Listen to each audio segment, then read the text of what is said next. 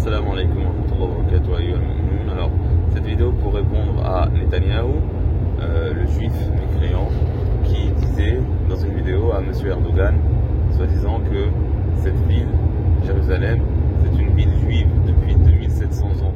Et donc c'est une ville qui actuellement appartient aux juifs et qu'elle sera indivisible, qu'elle sera indivisée. Juste, il faut répondre il faut se mettre en opposition religieuse par rapport à ce juif mécréant, subhanallah.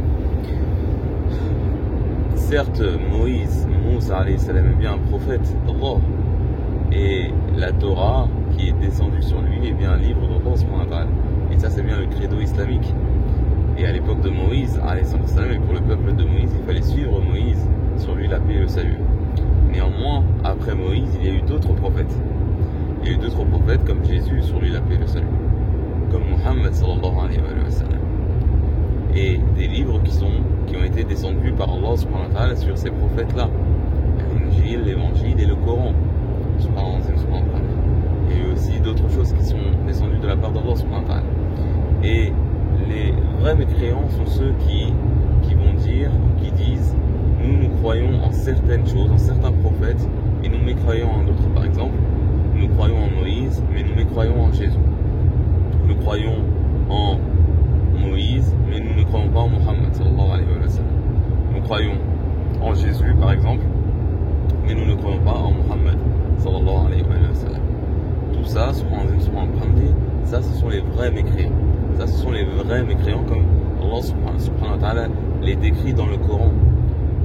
يقولون نؤمن ببعض ونكفر ببعض ويريدون أن يتخذوا بين ذلك سبيلا.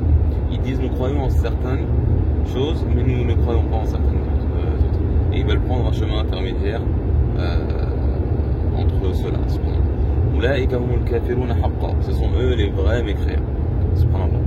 Donc ce mécréant de Netanyahou, ce qu'il a omis dans son analyse, c'est que après Moussa alayhi salam, il y a eu des prophètes d'Allah azza wa jalla, et qu'il est essentiel pour suivre le chemin d'Allah subhanahu wa ta'ala de suivre ces prophètes-là et de croire en ces livres d'Allah subhanahu wa ta'ala tels que l'Injil, l'évangile descendu sur Jésus, sur lui la paix et le salut, ou le Coran descendu sur Muhammad sallallahu alayhi wa sallam.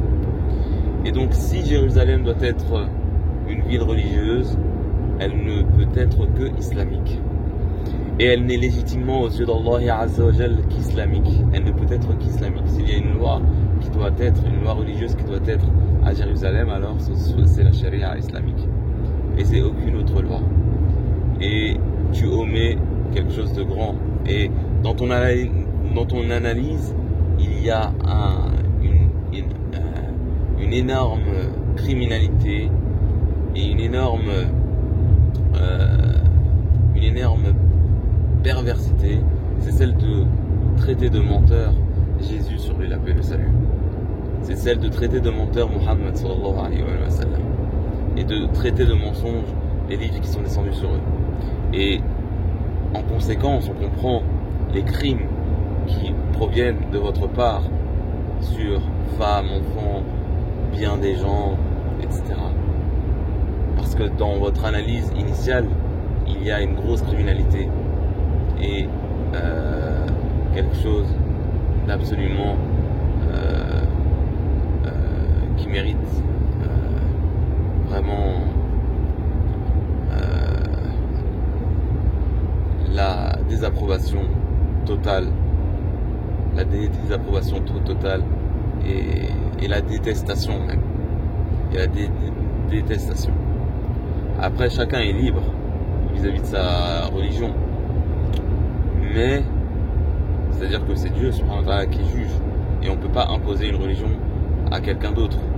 Néanmoins, subhanallah, on peut avoir une détestation, un dégoût, un mépris pour le mensonge et la criminalité et la bassesse, et la non-reconnaissance des vertus et de la grandeur et de la vérité. Oui. Donc, tu te trompes, Netanyahou, et tu omets dans ton analyse le vrai et la vérité, ainsi que ceux qui te suivent. La ville de Jérusalem, si elle doit être religieuse, elle doit être islamique et non juive. Même si auparavant il y avait Moussa alayhi salam là-bas. Moussa alayhi salam, s'il redescend sur terre, il va suivre, il suivrait la loi de Muhammad alayhi salam, puisque c'est la loi d'Allah subhanahu wa ta'ala. Alhamdulillah.